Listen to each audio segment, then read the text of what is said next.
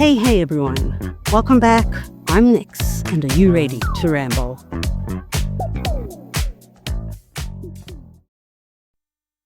There's something about everybody saying, oh, the DA is corrupt, Western Cape has corruption.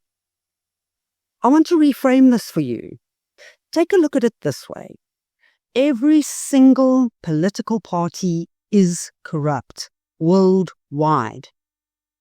If you start off on that foundation, because I can almost guarantee that every single political party is in some way corrupt or tied, complicit in corruption.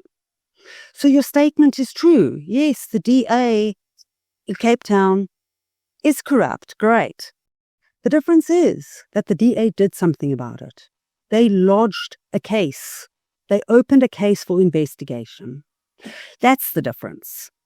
Great, you're corrupt, but every now and then you go after somebody and just show a little bit of pride in the rule of law.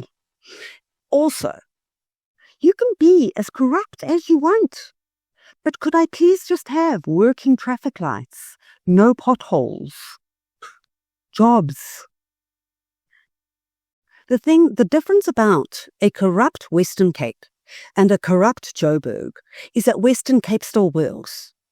So if the ANC and the EFF and the Action and the all of you's little corrupt coalitions could be a little bit less corrupt, deliver just the basics of what we're paying for tax, and then go off and do your corrupt little whatever corrupt parties you do, but at least deliver on the basics. And that, ladies and gentlemen, is the DA difference. They might loot you dry, but at least you'll have a road to travel on when you leave Western Cape looking for greener pastures. I did a quick Google search, corruption fatigue, because somebody posted yesterday on X, I saw it, corruption fatigue.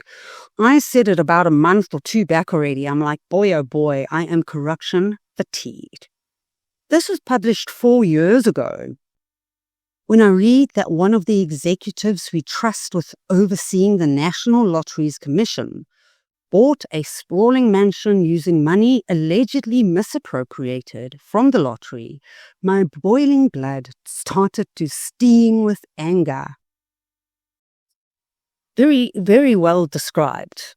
I love it.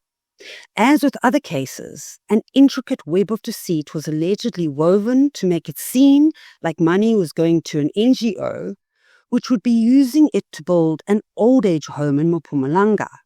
This is one of many scandals involving lottery monies being awarded to hijacked NGOs promising to build old age homes that never materialize. Hijacked NGOs. I discovered this today.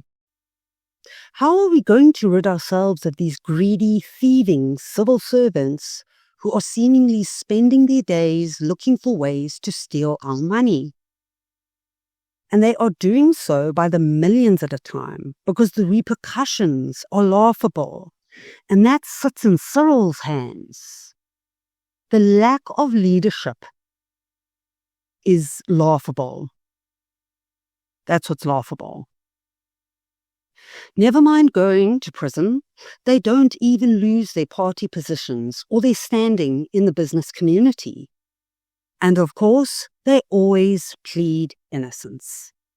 But even if they are, surely they are smart enough to realize how it looks from the outside. Taking the words out my mouth, accessing any government funding for anything, no matter how worthy, isn't easy. I know, I've tried. So obviously, it's suspicious when a relative of a senior government employee gets a lucrative tender or is granted millions in funding.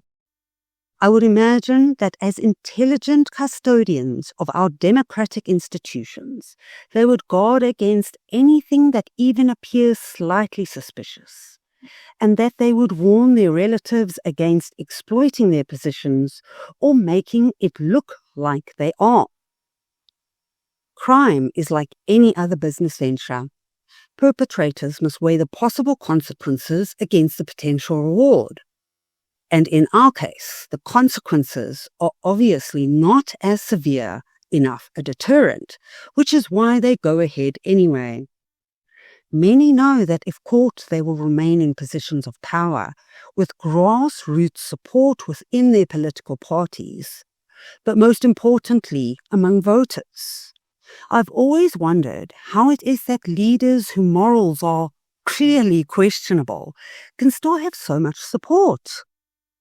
But now I've come to understand that it is a combination of corruption fatigue and the never-ending nature of its desensitizing us to the point of leaving us hopeless and powerless. What we need is a very broad political will to wipe the slate clean and start over. Yes, because the current top leadership won't ensure severe enough punitive measures against thieving subordinates, just in case they are the ones fingered in the future. Everybody covering everybody else's tracks and their own. They're so busy covering all of their own and their friends' tracks that they actually don't get around to doing any of the real work. As a result, the fed-up electorate doesn't even object anymore because we know that no to little action will be taken. Nothing and nowhere is safe, it seems. And round we go, lowering the moral bar and blurring the ethics line with every new incident. We don't even know where the line is anymore. Beautiful. Made to believe that we can't do anything about it. We have become the pawns, the funders, and the spectators in an ongoing national game of loot.